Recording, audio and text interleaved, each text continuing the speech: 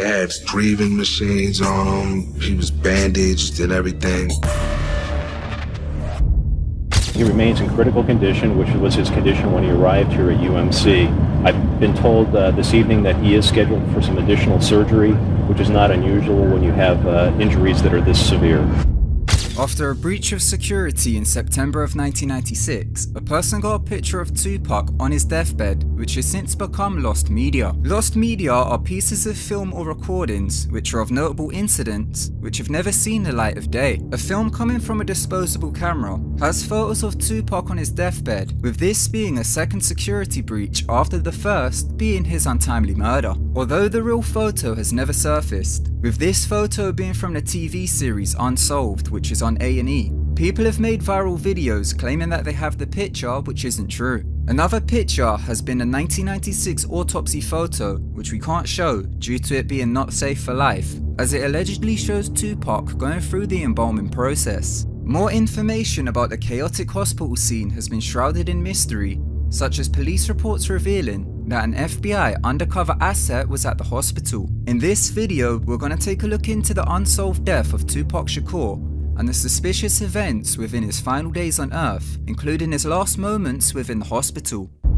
Shakur was shot 4 times after leaving the Mike Tyson boxing match in Las Vegas in a car driven by Marion Suge Knight, the head of his label, Death Row Records.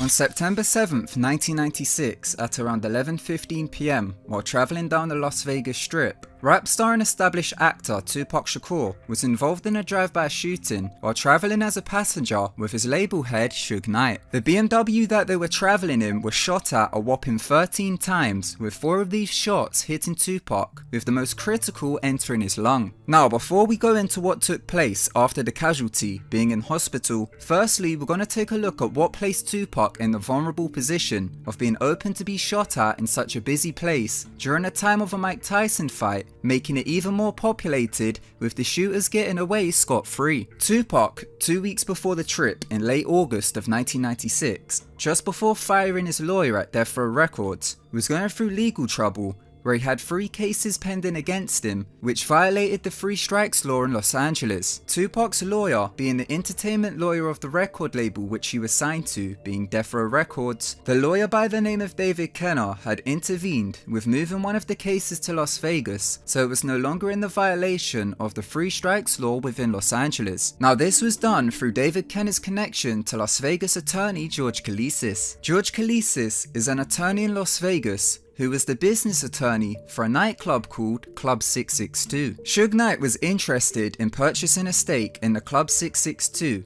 which spells out MOB on a keypad, which are the initials of the LA street gang Members of Blood. Kalisis set up a charity fundraiser event for a Las Vegas Metro police officer by the name of Patrick Barry, and it outlined that due to the circumstances of it being a charitable event, Tupac's personal bodyguards would have to surrender their weapons. Tupac's security detail was run by a former Compton cop called Reggie Wright Jr., who through information found by his father, Reggie Wright Sr., being the head of Compton PD's gang division, formed a relationship with Suge Knight sometime between 1993 and 1994, where Suge Knight paid him $300,000 to start Rightway's Protective Services, where Suge Knight, at the request of his distributor being Jimmy Iovine over at Interscope Records, hired police security through Reggie Wright Jr.'s former ties to law enforcement. I insisted that they get real security.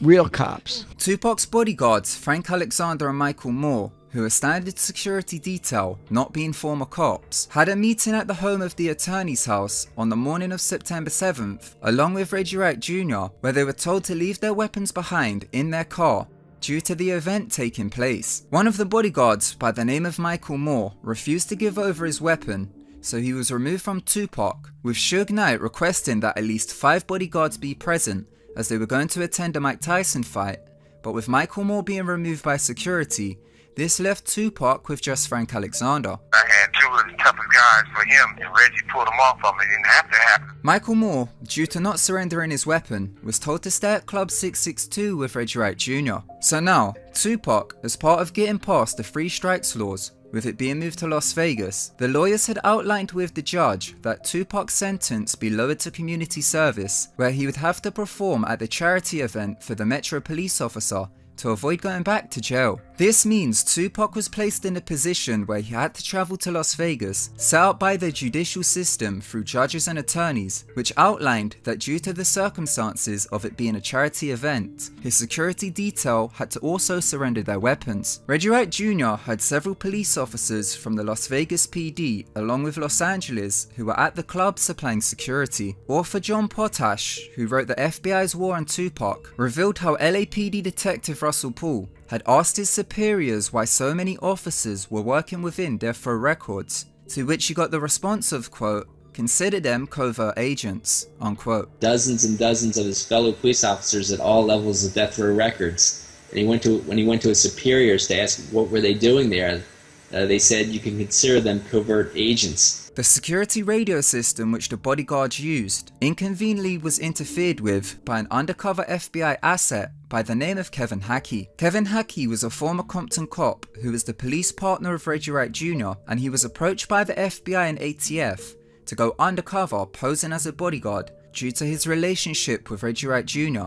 to collect information on death row records. Suge Knight's personal communication along with the officers of death row records had all of their phones tapped, and the FBI also had Club 662 under surveillance, with this being real FBI surveillance footage. Kevin Hackey had the radio used by bodyguard Frank Alexander, with another radio being in the possession of Reggie Wright Jr. at Club 662. Hackey was not assigned by the FBI to work on the night of the shooting, although Reggie Wright Jr. requested him to work. So with his removal, the radio communication was now suspended between the bodyguards. Hackey revealed in an interview with Bomb First that wiretaps of the phones revealed that the incident had suspicion behind it, saying that the tapes revealed, quote, "It was suspicious from day one," unquote. He also revealed how the FBI were in a car behind an entourage, surveilling the shooting incident, having it on tape, stored in a secret FBI archive. Somebody who was working for the FBI, Kevin Hackey, said he had the documents to prove that the FBI had Tupac under surveillance when he was killed. The shooting occurred after Tupac and Suge Knight left a Mike Tyson fight, which occurred in the MGM Grand,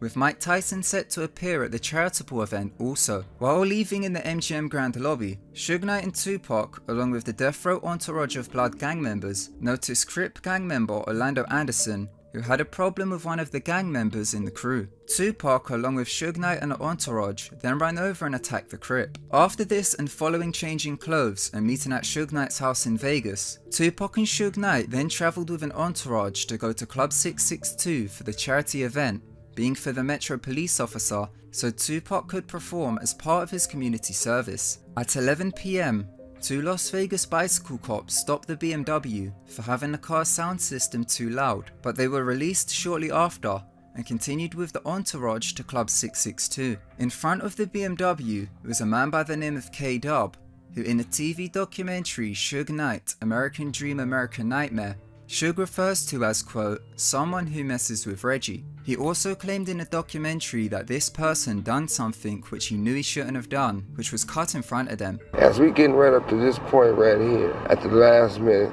one of the little dudes who deal with Reggie, for something that he know not to do, he cuts in front of us. As he cuts in front of us, Cadillac starts to shoot. Behind them was bodyguard Frank Alexander, with Tupac's group artists riding as passengers. Suge Knight, in a later prison interview, claimed Frank Alexander had told him that as part of the security detail morning meeting, he was told to ride directly behind them, which then caused the boxed-in situation. Frank blocked us in purposely. Later they told him to do. Behind the bodyguards were Blood gang members belonging to Suge Knight's entourage, and behind them were the FBI, who were taping the cars in front. With the BMW being boxed in, a white Cadillac had pulled up beside it and unloaded 14 shots into the BMW. One of Tupac's artists, Yaki Gaddafi, who was murdered just 2 months later and was travelling in the car behind, described how the shooter had a large or beefy African American arm, claiming it was not Orlando Anderson, who most people believed it to be. Frank Alexander, who was in the same car witnessing the shooting from behind, claimed during an interview that he felt like it resembled a cop's shooting pattern. Bodyguard Michael Moore, who was at Club 662 with Reggie Wright Jr. after refusing to surrender his weapon, claimed in a documentary, Tupac Assassination, Conspiracy or Revenge, that while outside with Reggie, he heard the words "got 'em" come over Reggie Wright Jr.'s radio. Reggie Wright Jr. has denied that this incident has ever taken place during interviews which he has done. The white Cadillac was chased by the Blood gang members who returned fire, with the Cadillac ultimately escaping. Suge Knight made a U-turn against oncoming traffic, with the car then coming to a stop on the strip. Two bicycle cops approached the car and apprehended Suge Knight, with blood shooting out of his head from being grazed by a bullet. An ambulance was called, but although the BMW was new, the door was malfunctioned, which didn't allow it to open. So Suge Knight intervened to force it open, to be able to get Tupac out and placed into the ambulance. Tupac was taken to the University Medical Center of Southern Nevada, where he was heavily sedated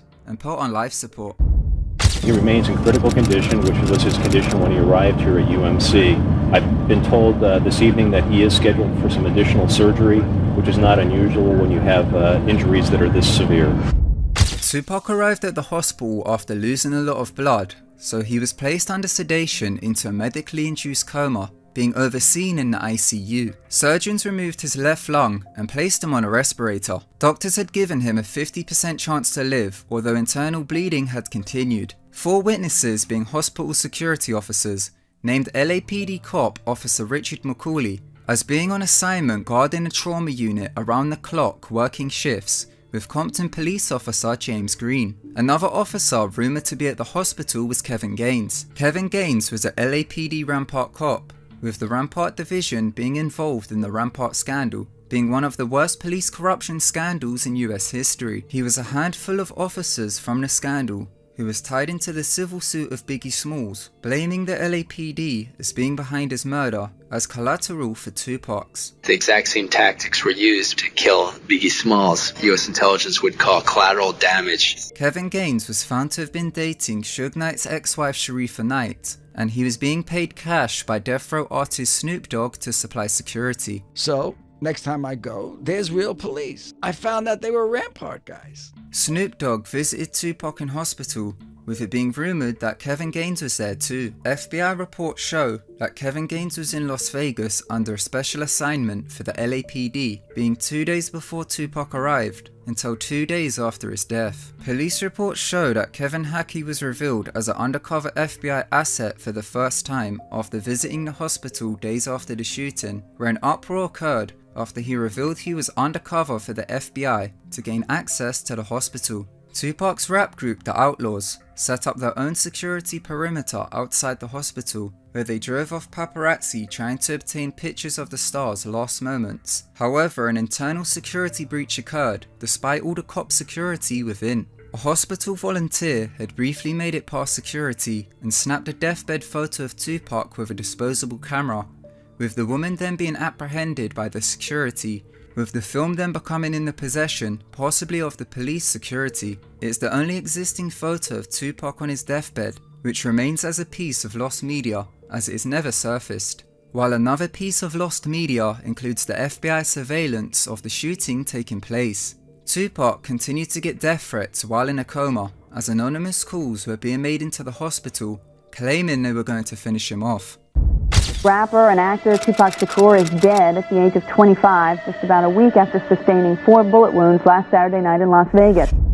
Tupac died on Friday the 13th of September 1996 from respiratory failure and cardiopulmonary arrest, resulting from intense internal bleeding. During his autopsy, a photo leaked of him on the embalming table, but were unable to show it due to guidelines. Suge Knight paid $3 million for a speedy cremation under the request of his mother, which took place sometime between the 8th and the 14th of September 1996. Compton cop James Green was responsible for transferring his ashes back to Los Angeles from Las Vegas. Following his death, the spotlight was put on Orlando Anderson, with most people believing him to have been the shooter. LA detective Russell Paul claimed there was CCTV footage within the MGM Grand lobby bar, which showed Orlando Anderson there during the time of the shooting, which is why Las Vegas PD didn't take him seriously as a suspect after Compton raids were carried out. Suge Knight, in a 2020 prison interview, claimed Orlando Anderson was not the shooter,